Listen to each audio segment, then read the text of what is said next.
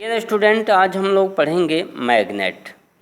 तो मैग्नेट में जैसे पिछले वीडियो में आपको बताया गया था, किसी चुम्बक के चारों ओर वह क्षेत्र जिसमें किसी लोहे की कीली को चुम्बक अपनी ओर आकर्षित करता है, तो उस क्षेत्र को चुम्बकीय क्षेत्र कहते हैं। जैसे अगर ये चुम्बक है, इसके बीच में रखा हुआ है, तो ये जो लाइन खींची जा रही है, इसी लाइन को हम कहेंगे चुम्बकीय क्षेत्र। अब इस क्षेत्र के भीतर जैसे ही कोई लोहे की कीली रखी जाती है, तो ये चुम्बक जो होता है अपनी ओर आकर्षित करता है, इसीलिए इसे चुम्बकीय क्षेत्र कहा जाता है। अब यहाँ जो है, अब धारावाही चालक जो होता है, तो धारावाही जो चालक होता है उसमें इलेक्ट्रॉन गति करते हैं। तो यहाँ क्षेत्र से संबंधित आपको बताया गया था, फिजिक्स में कुल मुख्य रूप से 3 क्षेत्र ही आपको पढ़ने हैं। तो एक होता है चुम्बकीय क्षेत्र, जो चुम्बक के कारण उत्पन्न होता है, और एक जो होता है स्थिर वैद्युत क्षेत्र। तो स्थिर वैद्युत क्षेत्र किसी आवेशित कण के कारण होता है। तो जैसे मान लेते हैं, चाहे इलेक्ट्रॉन हो या कोई आवेशित कण है, अब प्लस है या माइनस है, तो आवेशित है तो उसके चारों तरफ भी एक क्षेत्र उत्पन्न हो जाता है, जिसे हम कहते हैं वैद्युत क्षेत्र कहते हैं। वहाँ पर उसे हम वैद्युत क्षेत्र कहते हैं, ठीक है। और पृथ्वी के चारों ओर भी एक क्षेत्र उत्पन्न हो जाता है, जिसे गुरुत्वीय क्षेत्र कहा जाता है, या द्रव्यमान के कारण होता है। तो जिस वस्तु में सबसे अधिक द्रव्यमान होता है, उसमें उतना ही गुरुत्वीय क्षेत्र अधिक होता है।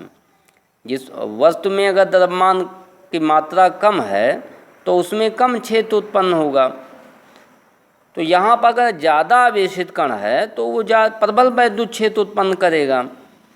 तो इसी तरह से क्षेत्र से संबंधित यहाँ पे ये देखा गया कि अगर हम किसी तार में जब वैद्युत धारा प्रवाहित की जाती है, तो धारा कब बहेगी?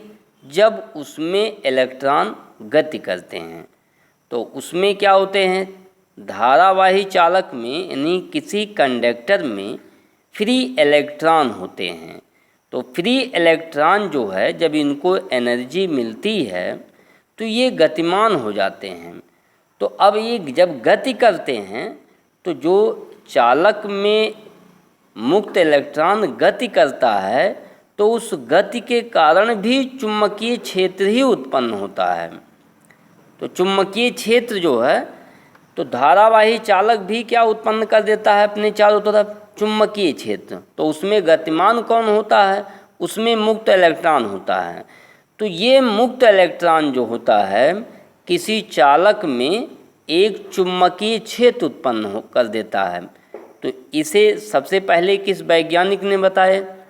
इसे सबसे पहले ऑर्स्टेड नामक वैज्ञानिक ने बताए। तो यहाँ पर हम लोग पढ़ेंगे ऑर्स्टेड का प्रयोग। तो ऑर्स्टेड का जो प्रयोग है, यहाँ पर हम आपको दिखाए हैं, ये परिपथ है। तो परिपथ में एक कंडक्टर लगा हुआ है AB, ये चालक है AB, और इसमें एक बैटरी और कुंजी लगी है। ऑर्स्टेड का प्रयोग है, तो ये चालक तार है। यहाँ पर चुम्बकीय सुई रखी गई है, ये चुम्बकीय सुई है, देख लीजिए यहाँ पर चुम्बकीय सुई है।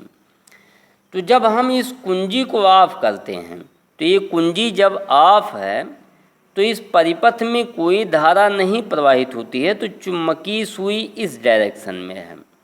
यहाँ पर NS जो इसका सिरा दिखाया गया है, NS ऐसे सीधी रेखा में स्थित है। किंतु जैसे ही इस कुंजी को हम ऑन कर देते हैं, तो कुंजी को जब ऑन कर देते हैं, तो फ्री इलेक्ट्रॉन मूव करेंगे, तो आवेश प्रवाह की दर को वैद्युत धारा कहते हैं। तो धारा प्रवाहित होने लगती है। धारा के डायरेक्शन को यहाँ दिखाया गया है। तो इसमें जब धारा प्रवाहित होती है, तो इसके चारों तरफ एक चुम्बकीय क्षेत्र उत्पन्न हो जाता है, जिसके कारण ये चुम्बकीय सुई जो है ये विक्षेपित हो जाती है। तो कोई धारावाही जो चालक होता है वो एक चुम्बक की भांति व्यवहार करता है, उसमें भी NS पोल बन जाते हैं। अब देखिए यहाँ पर N पोल इधर आया और S पोल इधर आया यहाँ पर, तो एक चुम्बक की भांति व्यवहार करता है, जिसके कारण ये चुम्बकीय सुई क्या हो जाती है, विक्षेपित हो जाती है। किंतु यदि सेल के दोनों टर्मिनल बदल दिए जाएं, दोनों इलेक्ट्रोड बदल दिए जाएं, तो यहाँ अगर हम इसको ऋण कहें, इसको धन कहें, बदल देते हैं, तो यहाँ सेल में जो ऋण प्लेट होता है वो छोटा बनाया जाता है और धन प्लेट को बड़ा बनाया जाता है। कुंजी को जैसे ही ऑन करेंगे फिर, तो यहाँ देखते हैं इस डायरेक्शन में विक्षेप आने लगता है।